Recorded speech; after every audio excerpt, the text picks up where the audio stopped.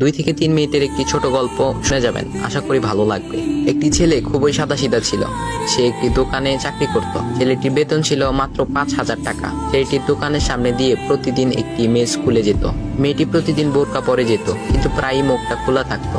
একদিন হঠাৎ করে ছেলেটির নজর পড়লো মেয়েটির দিকে। এভাবে বেশ কয়েকদিন যাবার পর মেয়েটি বুঝতে পারলো ছেলেটি তাকে লক্ষ্য করে। মেয়েটিও বাঁকা চোখে ছেলেটির দিকে তাকাতে শুরু করলো। ছেলেটি মেয়ের চলাফেরা দেখে মুগ্ধ হলো।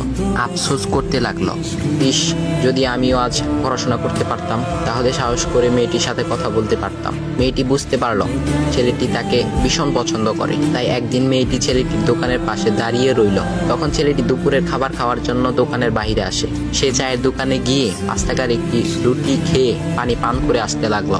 তখন মেয়েটি তার কাছে গেল। তুমি ভাত খেলে না, রুটি দিয়ে পেট ভরবে? তখন ছেলেটি মেয়েটিকে দেখে অবাক হয়ে গেল। তখন ছেলেটি বলল, আমি ভাত খেলে আমার মা, বাবা আর ছোট বোনকে কি খাওয়াবো? মেয়েটি শিক্ষিত, তাই অল্পতেই বুঝে গেল।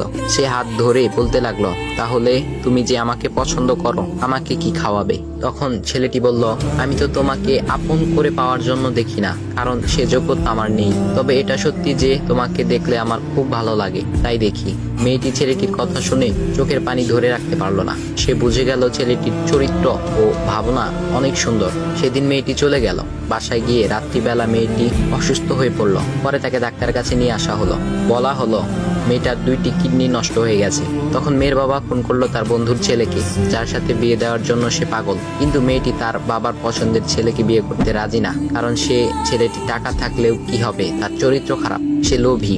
এদিকে মেয়েটির কোনো লোভ ছিল না। যাই হোক, হবু জামাই আসার পর তাকে সব খুলে বলল, তোমার থেকে একটি কিডনি খুলে আমার মেয়েকে দাও। তুমি তো বলছো আমার মেয়েকে তুমি অনেক ভালোবাসো, তাকে পেলে তুমি ভালো হয়ে যাবে, তাহলে আজ পরীক্ষা দাও। তখন ছেলেটি বলল, আমি আপনার রোগা মেয়েকে বিয়ে করতে পারবো না, আমার কি সুস্থ মেয়ের অভাব নাকি? এ বলে সে চলে গেল। বাবা তখন কেঁদে কেঁদে মেয়ের কাছে সব খুলে বলল।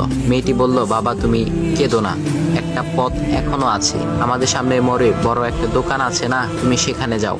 সেখানে যে তাইয়ুব নামের একটা ছেলে আছে, তাকে নিয়ে আসো, আমার কথা বলো। তখন মেয়েটির বাবা ছেলেটিকে নিয়ে আসলো।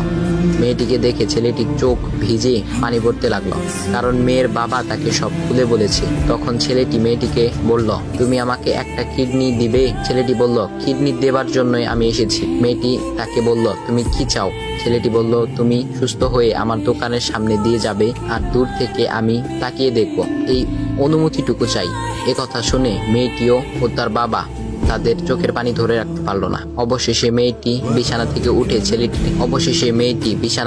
উঠে ছেলেটির 2 পা জড়িয়ে ধরে বলল, এই জীবনে তোমার থেকে আমাকে মৃত্যু ছাড়া আর কেউ আলাদা করতে পারবে না। তারপর মেয়েটি বলল, আমার কোনো কিডনি নষ্ট হয়নি, এসব ছিল আমার সাজানো নাটক, আমি যা ভেবেছিলাম তাই হয়েছে। তোমাকে দেখে বুঝেছিলাম তুমি আমার একমাত্র যোগ্য। এখন ভাই, তোমাদের এত সুন্দর একটা গল্প শোনালাম, টিপটামি না করে ভিডিওতে লাইক দাও আর একটা কমেন্ট করো।